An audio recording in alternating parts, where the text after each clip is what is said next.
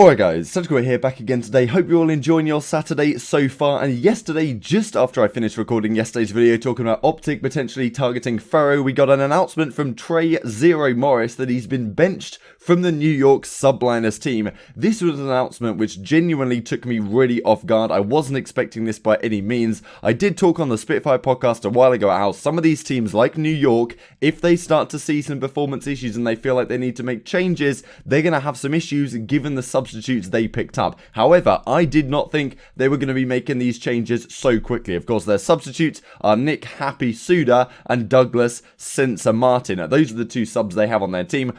Doug, really, I never thought was particularly going to be in contention for playing. Doesn't seem like he's going to be in the squad right now, but he is still trying his best playing 10s and all of this stuff, which I do respect greatly. However, Happy was a player that we haven't really heard of in Call of Duty for several years now, but it looks like he's going to be in the main squad. People are talking about the Call of Duty Friendship League. Is that what's going on here? Is this the move to reinvigorate the squad? They are playing in just this next couple of weeks in the Los Angeles event, March 7th through 8th. So they've obviously only going to be scrimming for a very short amount of time in advance of this event, which is not ideal by any means if they want to perform as good as they can. And Zer0, of course, is in a real predicament right now. I was genuinely surprised that firstly they made a change at all, given that they haven't looked terrible at the first few events. They've had an up and down few series. They got reverse swept by like London, but they did keep things close with a lot of pretty damn good teams. So strange to see them make a change, especially this close to the next event. I thought they would just stick it out for this event and then see what happens from there.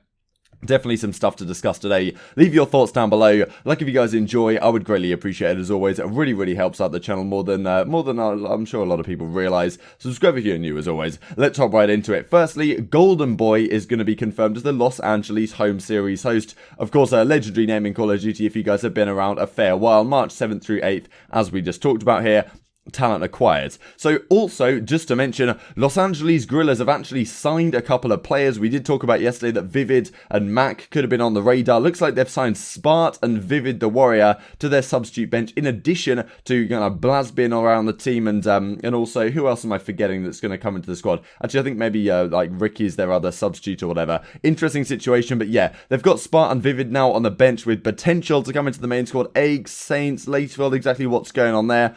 I like this move in theory, just because it puts a precedent in that, like, look, if you're slacking, you're going to get replaced, which is a good precedent to set. If you're adding more players to the team, that can't really be a negative thing, at least in terms of, spurring people on, and maybe they will come in and play at some point, even though maybe these aren't the two exactly I would have chosen, but, I've probably got a little bit of a European bias. Let's see this then. So these couple of tweets came out from Zer0 over the last couple of days or so. Sometimes it just isn't meant to be. This is one of them times, and Mustafa says, "You good, Trey?" Trey says, "No." Then to follow up with this. So, current CDL Intel comes out with this screen grab from Skies' stream. They've been streaming scrims, which is a pretty good damn thing to see, at least from a content side of things. Skies, Morks, Postini, Frosty, Havoc. That's the New York Subliner, or the New York Subliner squad. That's the Florida Mutineers squad. Then we have Temp.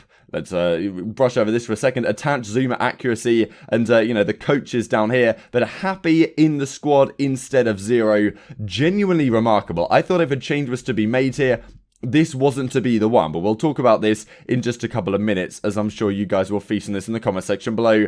Desert to Intel, Zer0 reveals he's been benched by the Subliners. Let's just go through this this Twitch clip he had then from his stream, where he talks about the situation. So yeah, this is my reaction to being benched. Truly unfortunate that it happened, but just gotta wait and hope to play again. Most likely won't be playing at LA, just to see how these things unvolved, and thanks to a lot of people for pointing this out to me on Twitter. So yeah, I'll just share with you guys about a 30-second clip from this video where Zer0 talks about his current predicament. But yeah, I probably won't be, well, I know for a fact I won't be playing at LA. I just gotta see what I can do to be able to play again, because I don't, like, my team wasn't doing great. I don't feel like I was the issue, but obviously someone has to go, and that someone is obviously gonna be me.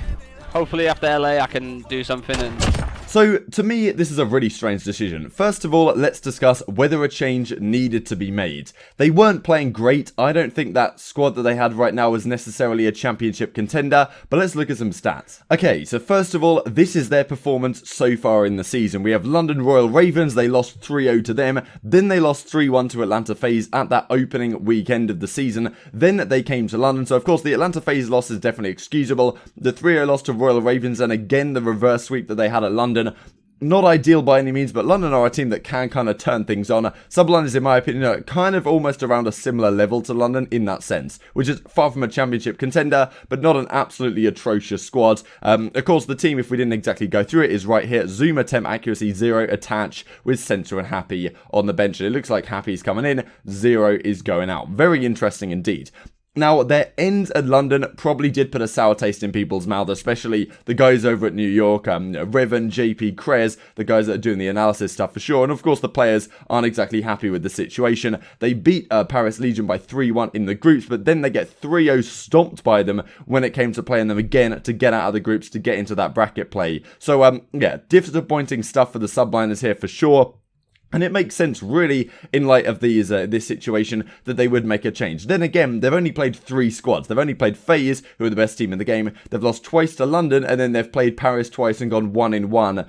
So with that in mind, you haven't played so many teams. You know, I was of the impression that they were probably going to stick this lineup out one more event at LA, and then just see what happens, and then potentially make a change and make something else happen. So these are the statistics so far in the season. Now, this is what we see. Now, you know, okay, accuracy is the main assault rifle. He was the guy who technically right here has the best stats. However, some people would say, I suppose, that compared to other main assault rifles that we're seeing, Octane, Wuskin, for example, have kind of even better stats than this. But look, if we look at this on paper, just purely looking at the statistics, attach at a 1.06, temp at a 1.03, 0 and Zoomer are negative, but given that Zoomer has that aggressive SMG role, it is on paper 0 who is performing the worst, I suppose. However, I do think there are probably more factors to be considered, and you know, it's just the change that they made which doesn't make sense. Like, okay, fine. You want to make a change with the squad. You want to keep the AR as is. Of course, you want to keep the attach Zoomer duo ship. You don't want to get rid of temp, really. So I guess 0, I guess, does kind of make sense as a change if you are going to make a change. However, of course, it matters who you're going to be bringing in instead of 0. And to me, Happy just doesn't really make any sense, or at least add up. Now, bringing in Censor would not have improved the team either. I'm not saying that's a better option. But what I am saying is, why have you got these substitutes? And this is why people are saying Call of Duty Friendship League, because Happy has not been around for a very long time. Now, he could still be a very talented player, right? But he hasn't played, or at least been relevant in the competitive scene for about 3 years. And let's go exactly into look at this. Let's just zoom out real quick. So this is Happy's career, and what you'll first of all notice here is that these early performances, he was playing alongside Accuracy, and has been friends with Accuracy for a very long time, which is why people are saying this. Advanced Warfare, not great results. You know, Black Ops 3, not great results. Then into Infinite Warfare on this Team Caliber team. That was pretty much the last time he was anywhere near a relevant force in Call of Duty. You know, top 12 at the Anaheim Open. Theory, Gunjar, Happy, and Accuracy was the squad back here. So, of course, you know, this is part of the reason why he's got a spot on this Subliners bench. And I think he was even Splice's substitute last season when Accuracy was the main assault rifle on that team before things went awry and they brought in Hook and all of that kind of stuff. But look, this is the last time he was really relevant. World War II, he did nothing. Black Ops 4, all he did really was win locals. He went to the Fort Worth Open, but you know, he came 5th, 6th in that one, and the Fort Worth Open was, you know, there was no pro teams at that one given the format. The amateur finals at Miami, top 96. So really, he's been nowhere near the top level for many, many years. Now, let's look at Zero's career just by comparison. We look at the Black Ops 3 days, this Team Infused squad. I remember there was a tournament, and maybe it was ESWC, when OpTic Gaming came over and won that, and Scump said in an interview afterwards, look, Team Infused was the best team we played this weekend. Zero was an animal with the Man of War in hand. There, in my opinion, is a time where in the last 4 years of Call of Duty, at some point, Zero's been considered a top 10 player in the game. In Infinite Warfare, he was considered for probably a couple of months to maybe be the best player in the game with that NV4, was it called, in hand, especially when they won the Stage 1 playoffs. Then they came second in Anaheim. That was the Zero versus Octane, who's the best in the game. That was all the discussion. And, you know, at this time, that was when Happy was just, you know, draining away his relevancy. And even in the last couple of years here, you'll see World War II, of course, the Red Reserve squad comes really, really close to winning championships at the Anaheim Open, the Atlanta Open. They both make the grand finals and unfortunately fall short of the World Championship. And then in Black Ops 4, they had a pretty damn good result as well. Then he went on to FaZe, and even on the FaZe clan team, he was considered one of the best players. One of the best things about Zer0 as an individual is that he is incredibly versatile. You've seen him be the best player in the game with the NV4 back in Infinite Warfare, but then in FaZe Clan, in this game, he was using the SMG at times. You remember the clips on Gridlock when he was in that truck with the Sorg in hands. He can also use the Maddox, can use whatever gun you put in his hand, whatever you need out of him. Effectively, he can perform to a pretty high level. So far this season, we're seeing in terms of statistics terms, it's not necessarily happening. But, okay, fine. If you want to make a change, maybe Zer0 is the guy to remove. Maybe the chemistry and all that doesn't work so well. That's certainly possible. Is Happy the guy to bring in? I would be incredibly surprised, to be honest, if this is the correct move for the team in the long run. I think the Los Angeles Guerrillas are making good moves in terms that they're picking up and they're acting now and saying, look, some of these guys in the amateur scene, they're going to be the stars of tomorrow. These guys, I would trust putting these guys more in the team than Happy. Now, Happy might still be a competent player, but what I see is that he's been friends of accuracy for a long time. That is a big reason as to why he's on the substitute bench on this team. And now he's getting a shot in the starting lineup just because things aren't working and potentially he could improve it. But I can't really see how this team with Happy in and the rest of the guys is going to be any better than the squad with Zer0. Like in terms of, high level potential caliber of player, Zer0 is way above Happy, has been throughout his entire career. Maybe this works better in terms of chemistry. I can understand if this improves the squad to the slightest, but this isn't making this team a championship contender. I would be incredibly surprised. If that happens, I'll eat a carrot in a video. I don't know why I came up with that, but whatever.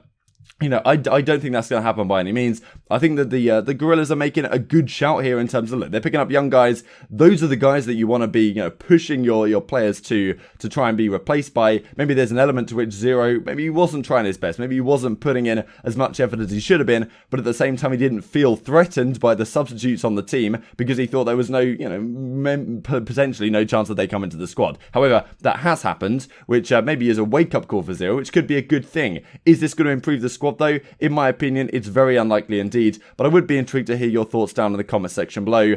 Just to finish with then, I thought I saw this funny tweet. Parasite says, free agent by the way, and Killer says, we know Chris, almost saying like, you tweet about it enough already. 2 world champions from back in the day going at it on Twitter. I will leave all the relevant links down in the description box below here, including the link to where I got those stats from, EasyMax stat booklet. All the relevant stuff is down below. Like if you guys enjoyed, subscribe if you're new as always, I would greatly appreciate it. And yeah, very interesting discussion. We'll have to see how this develops over the coming days. Like if you guys enjoyed, subscribe if you're new as always. I think I already said that. Thanks for watching. I'll see you next time.